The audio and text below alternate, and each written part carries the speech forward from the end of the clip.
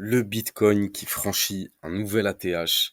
Ça vient tout juste d'arriver, les amis. Il est 1 heure du matin. C'est vrai que je suis assez fatigué, mais je voulais à tout prix en faire cette petite vidéo parce que forcément c'est un événement historique et puis c'est une chance de pouvoir le vivre ensemble, sachant que avec la communauté, lorsque j'ai débuté en 2019, on a quand même connu pas mal de choses avec le Bitcoin, hein, vu qu'on est investisseur sur le Bitcoin depuis 2020. Et ça fait un bail et on est quasiment à du x10. C'est une dinguerie, les amis, et ça continue. Ça continue. Donc là, on va sur le x11, hein. Donc on a investi à 10 000 $. On est au niveau des 100 000, 104 000, 105 000 $. Hein, j'en perds mes mots tellement c'est incroyable, c'est vraiment une dinguerie. Donc là, je suis hyper excité, hyper content de faire cette vidéo. Honnêtement, j'attendais, enfin c'est dingue, hein, tu sais quand t'attends depuis des années, quand t'attends un jour et que quand t'attends que ça arrive et quand tu vois enfin ce jour-là arriver, t'es trop trop trop content et puis tu te remercies et puis c'est juste incroyable. C'est en vérité, je crois que c'est la meilleure sensation que j'ai pu connaître de toute ma vie. C'est que tu sais que au final, tu revois tout ce que tu as traversé, tu te dis putain, on a traversé des tempêtes. Bon, je vais vous le montrer, c'est mieux au lieu de parler, je vais vous le montrer. Donc, je reviens simplement en weekly, hein, simplement pour étudier tout ce qu'on a traversé, hein. Mais nous, donc, on est investisseurs à ce niveau-là, hein. La cassure, à l'époque, c'était la cassure de cette configuration-là. Donc, je peux vous donner quasiment la date au jour près. Donc, c'est juste ici qu'on investit. Et j'avais tout partagé. D'ailleurs, si tu vas sur mon Instagram, c'est l'une des seules photos que j'ai partagées. Euh, parce que voilà, c'est juste un chef-d'œuvre. La photo, je la conserve parce qu'en plus, tu as bien la date, etc. Donc bon, on a traversé quand même pas mal de choses, hein. On était présent ici, hein, lorsque le marché, pendant la période Covid, lorsque le marché s'écroule, donc on perd 60%, tout le monde panique, etc. Donc c'était juste incroyable. Donc à partir de ce moment-là, on avait vécu toute cette hausse dingue qu'on a eu pendant la période 2020-2021. Et après, à ce niveau-là, donc moi, je commençais donc à décharger. Je vous disais, voilà, on approche les sommets, faut commencer à décharger. Ensuite, bon, on a eu la petite correction. Ça, c'est vrai que je suis obligé de le reconnaître. Je l'avais pas forcément venir, mais j'avais déjà bon réalisé pas mal de profits. Et finalement, je m'en foutais un petit peu parce que j'avais déjà réalisé pas mal de profits. Donc ensuite, on a eu cette jambe et après, bon là, c'était quasiment sûr pour moi. D'ailleurs, on peut même le voir avec la divergence, hein. À l'époque, on avait une divergence mais magnifique. Comme quoi, tu vois ceux qui te disent que c'est pas possible de savoir ce qui va se passer. J'ai envie de leur répondre, ouais, mais tu sais pas faire de l'analyse technique. C'est pour ça que tu dis ça. C'est pour ça que tu dis ça, parce que là, c'était juste un chef-d'œuvre. Le truc, c'est tellement beau à voir. C'est, tu vois ce que je veux dire? J'attends vraiment que, limite, quand c'est comme ça, c'est tout ce que j'aime. Tu vois, super divergence. Ici, on avait plus trop de volume. Le marché s'écroule. Et puis, on a vécu toute cette période-là. Donc, toute cette période de baisse. Et moi, à l'époque, je vous avais dit, voilà, moi, si je devais vous donner des consignes, moi, qu'est-ce que je vais faire avec mon capital? Et tous les 5 000, en dessous de 30 000, je réinvestis. Donc, tous les 5 000 en dessous de 30 000. Donc, on avait déjà perdu 52%. Et puis, à partir de ce moment-là, moi, je considérais, voilà, à partir de 30 000, donc c'est ici. Donc, 30 000, j'investis, forcément. Et puis, 25 000, j'investis, forcément, parce que c'était, bon, on perdait encore 23%, et puis c'était un prix encore plus avantageux. Ensuite, on est parti 20 000, et le plus bas, ça a été 15 000. Mais alors là, 15 000, les amis, fallait mettre tout ce que vous possédez. Mais vraiment, tout ce que vous... Bon, je rigole, hein, je rigole. Jamais, jamais, jamais faire ça. C'est une blague. Là, je suis trop excité, je dis des bêtises, mais voilà, je suis trop content, franchement trop content. Et félicitations à ceux qui ont suivi. Vous avez eu les amis que c'est difficile quand même. Mais si t'es patient, si t'es sûr de toi, si t'as de la force de caractère, c'est ça la force de caractère. La force de caractère, c'est aller jusqu'au bout d'une décision, bien après que l'émotion et l'excitation du moment soient passées. C'est ça la vraie force de caractère. Et c'est vrai que faut le reconnaître. C'est si t'es arrivé jusque là, félicitations à toi. Félicitations à toi. Tu mérites tout mon respect, même les autres. Hein, tout le monde. J'ai envie de dire bon, pas tout le monde, mais franchement, je vous kiffe là, je vous kiffe, je suis juste hyper content et je suis trop content d'avoir parcouru tout ça avec vous. À l'époque, c'est vrai, bon, que je le faisais pas forcément sur YouTube, j'avais donc mon canal Telegram, j'avais donc principalement mon canal Telegram, que d'ailleurs, bah, je vous invite les amis à consulter tous mes réseaux, à rejoindre tous mes réseaux, hein. C'est bah, plus on est de fous, plus on rit. Je vous invite les amis à aller faire un tour sur ma page YouTube, sur, ma page, X et cetera. Bon là, on va rapidement parler de qu'est-ce qui est en train de se passer aussi, parce que c'est bien beau de re de revenir 4 ans en arrière, mais c'est important aussi de revoir, bah, qu'est-ce qui s'est passé pour provoquer cette hausse? Alors je suis pas, je pense, le premier à vous expliquer un petit peu cette situation parce qu'aujourd'hui, bon, tout le monde a bien compris ce qui s'est passé. Il y a eu l'élection de Trump, ça a créé une espèce d'euphorie parce que Trump a dit: «Voilà, la crypto, c'est super, je vais en acheter à fond les patates quand je serai président». Et donc, bah, tout ça, ça a créé une euphorie. Mais ça devait se produire, c'est-à-dire que là, c'est juste, il faut bien comprendre ça, c'est juste un catalyseur. C'est-à-dire que, c'est un élément qui a, heu, déclenché cette hausse. Mais c'est pas ce qui a créé cette hausse. Cette hausse, bien évidemment, c'est le processus qu'il y a derrière le Bitcoin, donc le processus de comment est-ce qu'on crée des Bitcoins. C'est ça qui a influencé ça, c'est-à-dire que les Bitcoins sont minés, comme je pense que vous le savez, mais si tu sais pas ça, il faut vraiment revoir tes bases parce que c'est comme ça que tu vas comprendre, tu vois? Donc si tu es nouveau et cetera, que tu sais pas trop par où commencer, commence par comment est-ce qu'on crée des bitcoins? Comment est-ce qu'on transfère des bitcoins? Et donc c'est le minage, tout ce qu'il y a autour du halving et cetera, la valeur, du de la division qu'on a tous les 4 ans et cetera, donc au halving, hem comment fonctionne le marché la production enfin, comment fonctionne le secteur du minage? C'est un secteur aujourd'hui, entier de l'économie, hein. C'est dingue qu'aujourd'hui on n'en parle pas, parce que c'est un secteur qui consomme de l'énergie, c'est un secteur qui transforme l'énergie et c'est un secteur aujourd'hui qui vaut des centaines de milliards, peut-être même des milliers de milliards. C'est très difficile à estimer. Mais donc c'est tout ça qui va te faire comprendre pourquoi est-ce que le bitcoin augmente. Et en l'occurrence, c'est le halving. Mais on peut dire que ben, ce qui s'est passé avec, donc juste ici avec Trump, ça a été un catalyseur. Mais c'est pas le seul en réalité, hein. Il y a ce qui s'est passé avec Trump. Au même moment, il faut savoir que ben, des pays qui avaient déjà, parce que Trump, en gros, ce qu'il dit, c'est voilà, je vais être hyper favorable au business, hyper favorable aux cryptos, ça fait beaucoup de bien au marché parce que bah, forcément, ces derniers temps, on était beaucoup plus dans une politique de régulation, d'interdiction. Et ça, vous savez que ça fait pas plaisir aux affaires. Donc, bah, le fait qu'ils disent ça, déjà, tu avais cette euphorie-là. Mais en plus de ça, il dit, bah, moi, je vais créer une réserve stratégique de 5%. C'est-à-dire qu'il va faire une loi qui va permettre au trésor des États-Unis de créer une réserve stratégique comme ils le font pour le pétrole, comme ils le font pour l'or, etc. Et donc, bah, ça lui permettrait d'acheter jusqu'à 5% de l'offre disponible. Alors, il faut relativiser cette donnée parce que bah, forcément, il y aura des forces opposées. Et puis, bah, généralement, ce qui se passe, c'est que c'est peut-être un petit peu réduit, mais là, je peux vous assurer que ça va être acté, ça c'est quasiment sûr, parce que Trump est actuellement l'un des présidents des États-Unis les plus puissants. Pourquoi? Parce que il a avec lui le Congrès et le Sénat.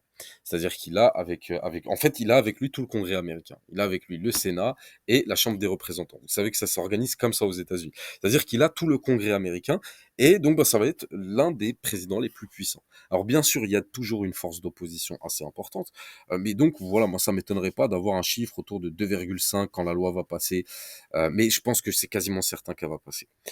Mais le truc, c'est que si Trump fait ça, alors déjà, c'est pas pour rien. C'est parce que Trump, je pense que quelque part, l'exemple du Salvador a été vraiment une révélation pour les gouvernements. Parce que quand tu prends l'exemple du Salvador, le président du Salvador a réussi ce que aucun président n'a fait en si peu de temps. Et cette réussite, elle a été aussi, il faut arrêter de sous-estimer son choix du Bitcoin. Alors oui, il y a une politique très dure aujourd'hui au Salvador, mais qu'est-ce que tu veux? Il est passé du pays le plus criminel du monde au pays avec le moins de taux de criminalité. Il y a eu, je crois, 2 homicides en un an au Salvador depuis que Nayib Bekele, alors je sais plus vraiment comment ça se prononce son prénom, a pris les commandes. Bah, il a mis tout le monde, il a pas rigolé, il a dit voilà, il y a une mafia qui gère sur le Salvador, bah, on les met tous en prison. On les met tous en prison, on les prend et puis bon, c'est les conditions de vie, il faut reconnaître, elles sont horribles, hein, pour les mecs qui étaient de parce que ça, c'était le gang des MS-13, hein. C'était un gang le gang le plus violent du monde, pour entrer dans ce gang, il fallait tuer quelqu'un, donc vraiment, c'était un gang, vraiment très, très, très bizarre, enfin très violent, très dangereux et cetera.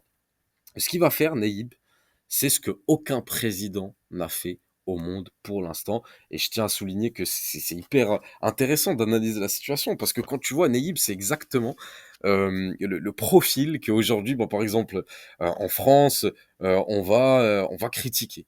C'est un étranger, le mec qui vient du Liban, tu vois, il déménage, il fuit un petit peu la misère pour aller au Salvador. Il arrive au Salvador, le mec il aime tellement le Salvador qu'il se dit purée, il faut changer la situation. Et puis il te fait une chose incroyable qu'aucun dirigeant n'a fait, qu'en un an, il passe du pays le plus criminel au pays le moins criminel du monde. Et tout ça, bah forcément, ça demande, hein, tu sais, on fait pas d'omelette sans casser des œufs. Donc bah, le mec, il te fout tout le monde en prison, mais surtout, surtout, surtout, il crée une réserve stratégique de Bitcoin. Et donc, je pense que cet exemple-là aussi, ben forcément, il a influencé Trump, et pas que. Parce que là, le monde est en train d'observer, il est en train de se dire, OK, on a eu l'exemple de Naïb, donc du Salvador. Le Salvador, en un an, voilà, ils ont fait des milliards parce que bah, justement, Naïb, ce qu'il a dit, c'est que faut que j'arrête de l'appeler comme ça, on dirait que c'est mon pote. Non, non, c'est pas mon ami, hein, mais je le kiffe en tout cas, je le kiffe et je kiffe sa politique. Et c'est vraiment, je pense, quelqu'un qu'il faut bah, prendre pour exemple. On a besoin de gens comme lui en politique, hein. C'est un mec qui parle pas, tu vois, qui agit. Contrairement aujourd'hui, les gens, ils font que de jacter. Alors c'est lui le fautif, c'est lui le fautif, ben ils font rien. C'est toute la journée, ils se renvoient la balle, c'est toi le fautif, non c'est toi, non c'est lui. Et tu vois, t'as l'impression c'est la chaise musicale, hein. Ils sont en train de jouer à un jeu, ils font rien du tout à part jouer à ce jeu. Naïb, lui, il passe à l'action. Il crée une réserve stratégique, il achète des bitcoins, il se met dans le minage, il fait des milliards et des milliards avec le bitcoin. Alors, je sais plus exactement combien, mais il actuellement, enfin, il a doublé le portefeuille de l'État. C'est juste dingue. Et ce qu'il te dit, c'est voilà, moi j'achète tous les jours, je fais du DCA, du dollar cost average sur le Bitcoin et ça a très bien fonctionné. Et donc bah forcément, quand tu as Trump qui dit moi je vais faire la même chose, alors qu'on a le résultat de Naïb, je pense que ça donne des idées de malade parce que tu te dis ok, mais si les États-Unis font la même chose que Naïb, que le Salvador, du coup. Bah, en fait, c'est pas le même poids. Le Salvador, c'est un tout petit pays. La majorité des Salvadoriens sont à l'étranger parce qu'ils avaient fui, les pauvres, ils avaient fui la misère, etc. Parce que, bah, justement, le gang en question monopolisé. Enfin, il y avait plein de problèmes, administration pourrie, beaucoup de corruption, hein, des problèmes qu'on est en train d'affronter aujourd'hui, que ce soit en Europe, en France particulièrement. Donc c'est des problèmes qu'on affronte aujourd'hui. Ce qui est en train de détruire le peuple, c'est la corruption, c'est pas autre chose. Je pense pas que c'est l'immigration. Je pense pas que c'est. Alors les flux migratoires, oui, la faute aux flux migratoires, oui, je veux bien, parce que ouais, c'est sûr que quand tu as des flux migratoires aussi importants, ça provoque des dérèglements.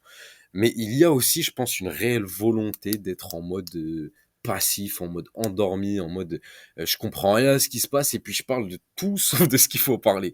C'est que voilà, malheureusement. Mais bon, c'est pour l'instant c'est comme ça. Nous on peut souhaiter que le meilleur, mais en tout cas il nous faut des gens qui règlent les problèmes. Et quant à l'exemple de Naïb, et d'ailleurs bon, là on est encore sur un nouvel ATH. Vous avez vu, c'est incroyable de vivre ça. Je parle trop, je sais, mais c'est juste l'excitation, les amis. Mais donc quand t'as un mec comme Naïb dont on voit le résultat, qui est suivi par d'autres personnes comme Trump, et dont on va voir le résultat dans quelques années, mais dont on peut avoir un aperçu du résultat par rapport à ce qui a déjà été fait, bah forcément derrière on sait que ça va être suivi par des dizaines d'autres pays. Et déjà en Europe on est en train de parler de ça, enfin tout le monde commence à parler de ça parce que on comprend la réelle utilité du Bitcoin. Donc il y a ça. Alors venons-en au fait aussi par rapport au donc ça c'était vraiment l'aspect macroéconomique, on va dire, qui justifie, si vous voulez, enfin qui justifie, qui va créer en fait cette augmentation à partir de cette cassure, hein. Vous avez bien compris que toute cette correction était assez rationnelle parce que on a effectué quand même une augmentation assez incroyable. On avait, fait du x4, hein, donc depuis le plus bas. Donc il faut bien comprendre que là, on est, certains disent donc voilà 328, donc c'est juste dingue. Certains disent qu'on est au tout début du bull run. Moi personnellement, je pense qu'il a déjà commencé. Ça je vous l'ai dit, hein, il a commencé. En réalité, le bull run commence approximativement ici. Donc une fois qu'on change de structure, une fois qu'on rentre dans une structure haussière.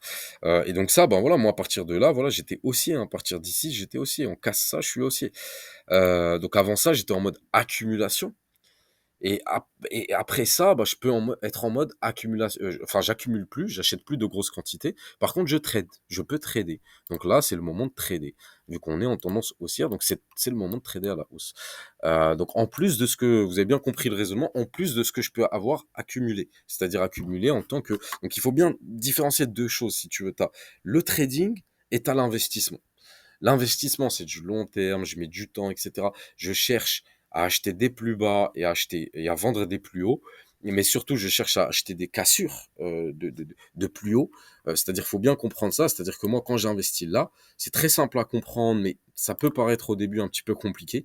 C'est qu'en fait, bon, là, vous êtes d'accord qu'on est sur un plus bas. Donc, on est sur un plus bas. Mais moi, je vais pas rentrer ici, parce que là, c'est trop dangereux.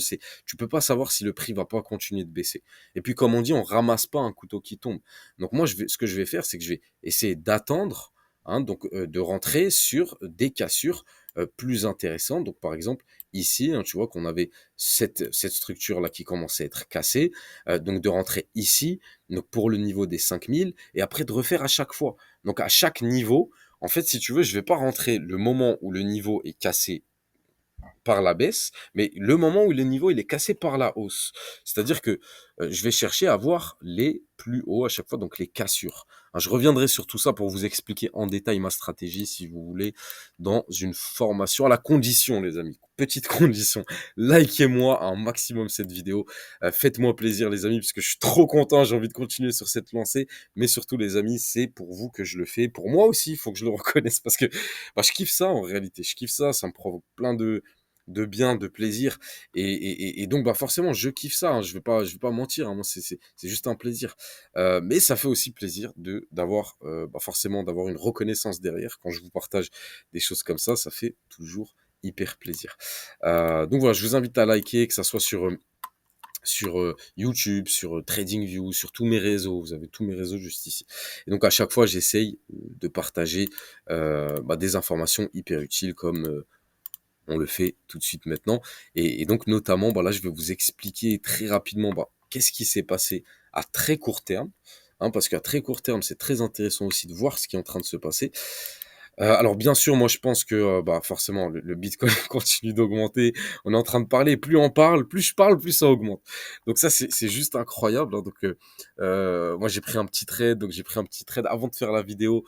Donc je vous enverrai le résultat. Mais donc j'ai pris un petit trade à ce niveau-là. Donc bon, je suis content de voir que tout se passe très très bien, mais c'était quasiment sûr. Alors maintenant les amis, faites très attention aussi aux corrections, parce que vu qu'on a des grosses augmentations, bah forcément derrière, quand on a des corrections, on a des corrections aussi assez brutales, assez balèzes. Hein. Tu peux juste regarder juste ici, hein, tu vois cette mèche là, elle peut te faire sortir de quasiment toutes tes positions. Hein. Bah, quand tu regardes, voilà, on a eu moins 10%. Hein, donc si c'est pas contrôlé, si t'as pas un bon stop, si t'es pas en marge isolée, etc. Enfin tous ces détails qui vont faire que ta position va être rentable. Et c'est pour ça une position, ça se travaille, les amis, ça met du temps. Voilà, faut pas être pressé, faut pas être pressé. Mais donc là, ce qui est en train de se passer, c'est que bah, forcément on est venu donc casser le précédent sommet. Hein, donc le précédent sommet qu'on avait formé le 5 décembre. Donc ça fait pas si longtemps que ça. Donc ce sommet-là, maintenant, pourquoi est-ce qu'on l'a cassé? Donc on a vu toute cette correction, on était revenu, bon, vous voyez, sur les niveaux de liquidité les plus importants hein, finalement. Donc ça, c'est les niveaux de liquidité les plus importants, on les dépasse. Hein, donc c'est ça ce qu'on appelle, hein, certains l'appellent la chasse au stop, d'autres ils vont appeler prendre les liquidités, vous appelez ça comme vous voulez. Bon, là, j'ai fait n'importe quoi. Donc vous appelez ça comme vous voulez, mais en gros, ben, c'est ces mèches là qui sont grave casse-tête et qui vont te faire sauter ta position, c'est-à-dire qu'ils vont prendre ton stop loss. Donc ça, c'est ce que font les institutionnels lorsqu'ils ont besoin d'accumuler ou de distribuer, hein, ça dépend de la situation. Là, c'est plutôt de l'accumulation, ce qui s'est passé. Donc là, ils avaient plutôt besoin enfin des deux en réalité, mais surtout d'accumuler. Donc ça, c'est plutôt une phase d'accumulation. Mais bah forcément, pour accumuler, ils distribuent, etc. Ils essaient de jouer avec ça, avec ces variations, pour accumuler au meilleur prix. Et donc bah là, ce qui s'est passé, c'est qu'on a eu choc de l'offre et la demande, gros volume.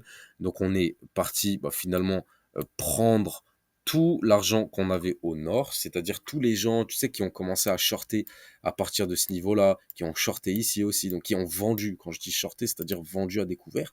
Donc là, on est en train de prendre tout leur argent. Et ce qui va se passer, c'est que on peut pas vraiment être sûr de comment les prix vont évoluer. Par contre, on peut mettre une prévision enfin une prévision Fibonacci, hein, alors une prolongation de Fibonacci. Je suis désolé les amis, 1h30 du matin, 1h40 et je me lève hyper tôt. Donc je suis un petit peu fatigué. Mais donc si on met cette prolongation de Fibonacci, on sait que le prix a de très fortes chances de venir s'arrêter au niveau des 110 000 dollars. Donc ça nous ferait, déjà pour ceux qui ont investi avec moi au tout début, donc au tout début de la communauté, hein, c'est-à-dire en 2020, donc on a acheté à 10 000 dollars comme je l'ai dit, on est à du x11. x11 les amis, c'est juste dingue en 4 ans. Donc comme quoi, voilà, même si tu as 1 euro, même si tu as 10 euros, même si tu as 100 euros, investis tout de suite. Ne pense pas à... parce que tu sais, tu as beaucoup de gens qui vont, moi justement, avoir cette mentalité de se dire, ah, j'ai pas beaucoup d'argent, ça va pas me faire beaucoup d'argent. Et franchement, commence avec ce que tu as. Je te jure, si j'ai un regret, c'est ça. C'est de pas avoir calculé les 1 euro plus les 1 euro plus les 1 euro. C'est vraiment, mais tout ce que tu as, c'est déjà assez. Mets 10 euros quand t'as 10 euros, mets 100 euros quand t'as 100 euros. Si tu peux avoir plus de temps en temps, mets plus. Si tu peux avoir 1000 euros, mets 1000 euros, mais peu importe, vu que t'as du x11, mec. C'est-à-dire que tes sous, tu vas les reprendre, tu vas les reprendre. Mais maintenant, il y a aussi, forcément, les amis, toute cette préparation psychologique sur le long terme. Mais voilà, donc pour vous dire, voilà, il faut vraiment pas hésiter à investir des petites sous. Alors, deuxième info hyper importante, et puis je vais pas tarder à vous laisser parce que demain je me lève grave tôt. BlackRock a transféré plus de 100 000 bitcoins. Hein, vous savez que BlackRock est investisseur sur le bitcoin. Forcément pour leurs clients, bien évidemment. Et donc là, ils sont en train de transférer 100 000 bitcoins. Ils ont transféré à 3 adresses. Donc, il faudrait, donc bien évidemment, je vais garder l'œil sur ça donc pour essayer de voir que vont faire ces adresses-là.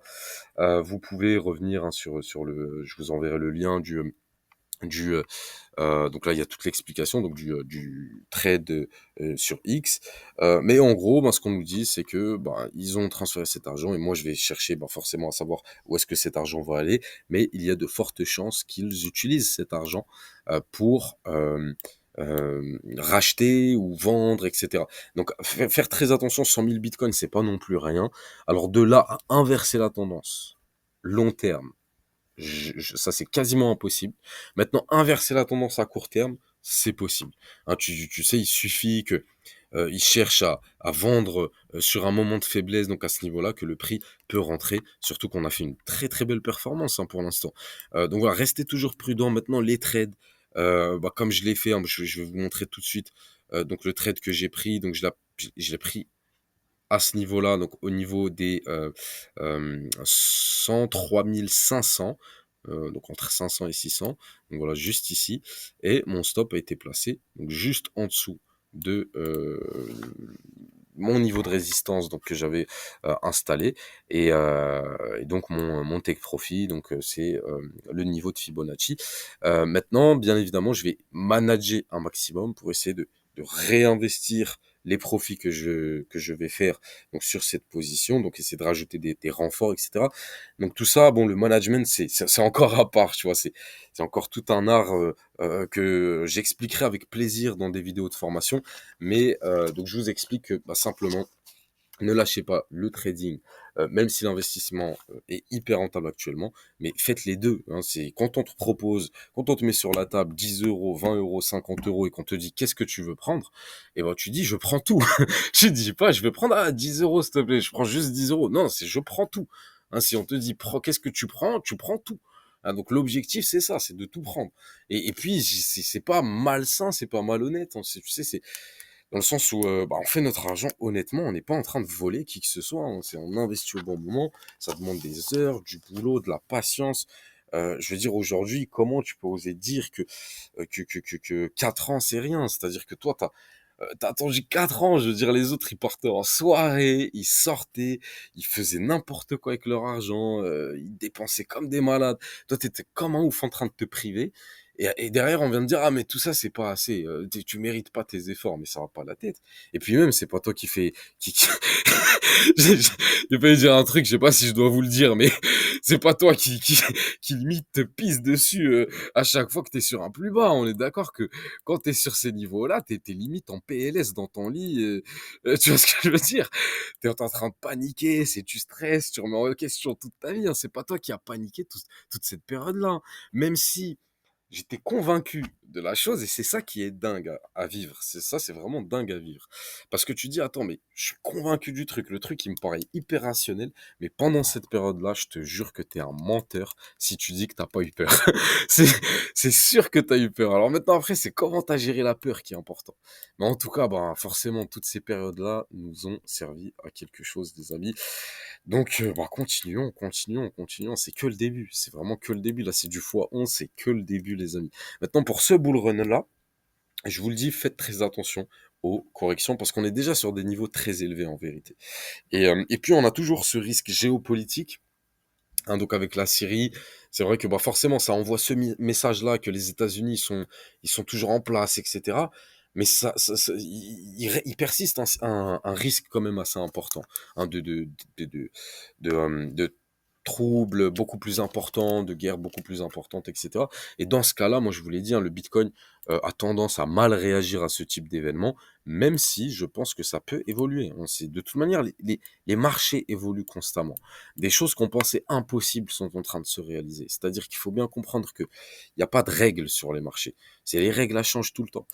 Donc voilà, je pense que je vous ai quasiment tout dit. Sinon, dans la presse, on n'en parle même pas encore, hein. En vérité, là, j'ai pris de l'avance sur la presse parce que dans la presse, on n'en parle même pas, hein. Tu vois, ça, c'est de Financial Times. Donc, en plus, c'est de la presse professionnelle, hein. C'est pas de la presse mainstream en réalité, hein. On va dire, pour les marchés financiers, entre guillemets. Mais voilà, on n'en parle pas encore. Donc, c'est encore très, très, très, tôt, je pense, pour en parler, hein, c'est normal. On a eu la semaine passée, alors je vais rapidement revenir sur les données, parce qu'on avait eu des données importantes, notamment par rapport donc au PPI, donc qui était donc le PPI, vous savez que c'est les prix à la production.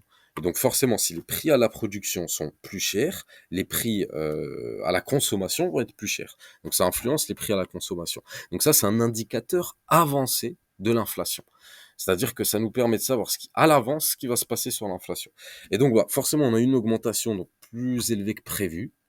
Le mois précédent était aussi donc plus bas que ce mois-ci, donc on a une tendance haussière, donc l'inflation est en train de repartir à la hausse, et donc bah forcément ça fait un petit peu flipper les marchés et donc ça a fait, en fait c'est assez spécial parce que si tu veux à la fois ça fait un petit peu peur au marché parce qu'on se dit ok peut-être que l'inflation va pouvoir repartir dans un cycle haussier, mais à la fois, ça nous permet d'anticiper une future baisse de Powell. C'est-à-dire qu'on sait que Powell va potentiellement baisser la semaine prochaine. Donc, il me semble que c'est la semaine prochaine. Il me semble que c'est cette semaine. On va le voir tout de suite d'ailleurs. On va voir quelles annonces on a, mais il me semble que donc voilà, là, cette semaine, on aura la décision sur les taux d'intérêt, et donc il y a une prévision de baisse qui est quand même assez importante. Hein, si on prend la bourse donc si on prend les estimations, on est quasiment à 90% de chance d'avoir, donc le marché a déjà pricé 90% d'avoir une baisse. Mais ça, vous savez que c'est que des estimations, ça ne vaut strictement rien. Ce qui compte, c'est ce qu'ils vont faire. Donc c'est le fait, hein, c'est ça qui compte. Ça, c'est une opinion, et puis on le met de côté. Maintenant, pour l'inflation, donc on a donc l'inflation qui augmente, et puis c'est assez bizarre parce qu'on sait que même comme ça, les taux d'intérêt vont continuer de baisser. Et donc, bah, si les taux d'intérêt baissent et que l'inflation augmente, eh ben c'est problématique parce que ça veut dire que l'inflation va potentiellement augmenter plus rapidement. C'est-à-dire que Powell est dans une situation très délicate, la Fed, hein, notamment, bah, vu que c'est Powell bon, qui nous donne les rapports, mais c'est pas lui qui décide, hein, c'est la Fed, tout le groupe de la Fed, de la Fed. Ils sont dans une situation très délicate parce que ils ont à la fois l'augmentation de l'inflation, donc l'inflation qui repart à la hausse, et puis à la fois ils sont obligés de baisser les taux parce que la situation économique commence à être vraiment très compliquée. Et donc, bah, forcément, ils sont, on va dire, le cul entre deux chaises.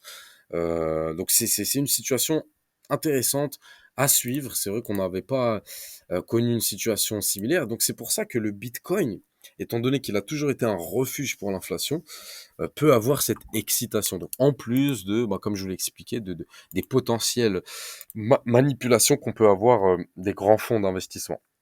Mais donc très clairement, là, on est haussier sur le Bitcoin. Alors, ce que je note, c'est que le dollar n'a pas été énormément impacté, hein. Donc le dollar est toujours haussier. Il est toujours haussier parce que bah, quand tu prends les taux d'intérêt, donc notamment les taux d'intérêt à 10 ans, donc quand tu prends les taux d'intérêt à 10 ans, tu vois qu'il y a une putain d'augmentation. Et bah forcément, si tu as une augmentation comme ça sur les taux d'intérêt, tu as le dollar qui suit. Et donc, bah, c'est ce qui s'est passé. Maintenant, on s'approche, et ça, je vous le disais d'ailleurs, je vous le disais dans cette analyse, hein. Donc, je vous ai expliqué toute la situation sur les temps, sur les taux, etc. Donc, analyse que je vous conseille vraiment de relire parce qu'elle est toujours d'actualité. Et donc, à l'époque, bah, je vous disais, voilà, le taux était au niveau du taux nominal, donc il allait baisser. Donc, on a eu toute la baisse toute cette baisse jusqu'ici. Donc à partir du niveau que je vous ai dit, hein, c'était franchement assez puissant parce que ça te permet de faire de l'argent. Ça, c'est de l'argent facile. C'est, tu sais qu'il y a un taux nominal, c'est-à-dire il y a un plafond. Il y a un plafond ou un plancher. Ça dépend de comment est-ce que tu te positionnes. Mais tu sais que le taux directeur, le taux effectif, va forcément rejoindre le taux nominal. Donc la plupart du temps, il va tendre vers le taux nominal. Alors ça dépend, c'est pas forcément une règle constamment, constamment véridique, c'est-à-dire que des fois, ben, ça va être aussi d'autres éléments qui vont l'influencer. Mais donc là, il faut bien comprendre qu'on est dans une situation de baisse des taux d'intérêt. Ça veut dire que les taux d'intérêt vont avoir pour habitude d'être parfois plus haut et parfois plus bas que le taux nominal. Ce qui fait que bah, c'est assez prévisible de comment le prix va évoluer, si vous voulez. Je sais pas si je m'explique bien ou pas. C'est-à-dire que là, on a le taux nominal. Donc, il était ici. Donc, à partir de là, moi, je vous dis, voilà, les taux vont baisser. Ils baissent. Là, on est en train de parler d'une nouvelle baisse des taux. Donc, on ne sait pas vraiment de combien vont baisser les taux. Mais on peut estimer que les taux vont baisser de 0, alors il me semble que c'est 0,50, c'est-à-dire on prend toujours une marge de 15. Donc voilà, donc de 0,35 donc de 4,35 à 4,50. Donc on peut estimer ça. Donc si les taux baissent à ce niveau-là, on sait déjà, donc ça dépendra donc de la réunion de cette semaine, donc on sait déjà que le dollar va potentiellement baisser.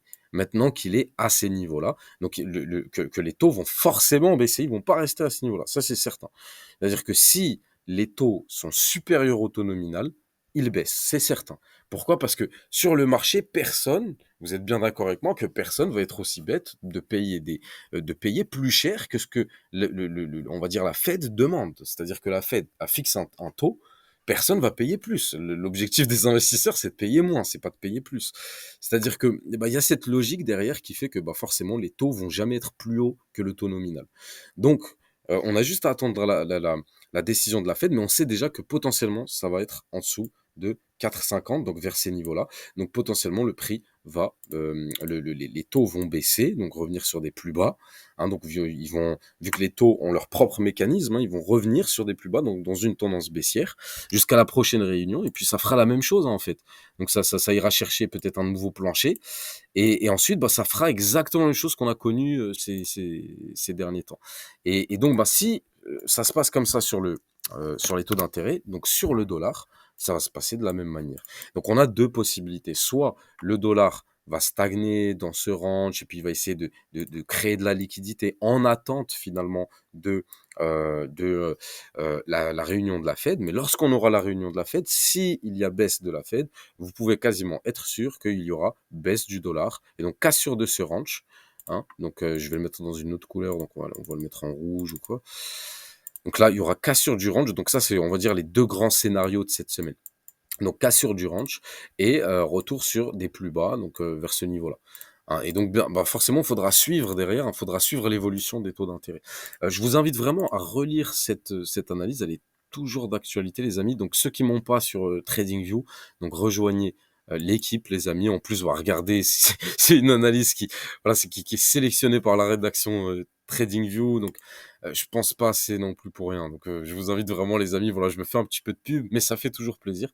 Donc, si on est sélectionné quasiment au moins une fois par semaine par la rédaction, c'est pas pour rien, les amis. C'est que les analyses sont hyper qualitatives. Je me lance un petit peu de fleurs, mais bon, je vous promets, c'est terminé. Je pense qu'on a fait le tour, on a quasiment tout dit.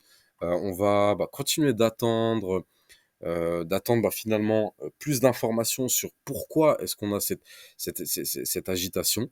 Mais voilà, vous avez l'objectif. L'objectif est au niveau des 110 000 et les potentielles corrections qu'on pourrait avoir, bien évidemment, c'est dans une tendance haussière comme celle-ci, c'est les moyennes mobiles, hein. C'est-à-dire que nous, on va se focus sur ça.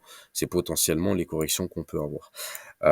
Donc voilà, les amis, je vous laisse. J'espère que vous allez passer une excellente semaine. Je vous dis à très bientôt. Ciao.